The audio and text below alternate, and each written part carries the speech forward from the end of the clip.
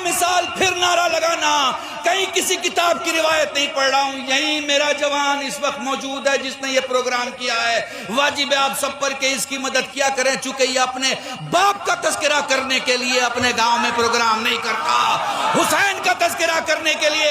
एक दिन अब्बास मुझसे कह रहे थे कि मौलाना मैंने जितने कारनामे पुलिस रहनुमाई में रहते हुए अंजाम दिए और मैं अंजाम देता हूं, चोरों को पकड़ना, डाकुओं को रोकना, मामलात को रोकना, मुल्क में जो हमारे थाने के इलाके में जो जगह आती है उसमें सुकून बर्पा करना, हम बहुत अग्रेसिव होते हैं, बहुत आगे होते हैं। अपना वाक़या सारा बता रहे थे, मैं चुपचाप बैठा सुन रहा था। मैं कहने वाला था अब्बास ये आप आगे आगे इसलिए बढ़ते हैं क्योंकि आप जिन जिन को मानते हैं उसमें कोई पीछे रहने वाला है।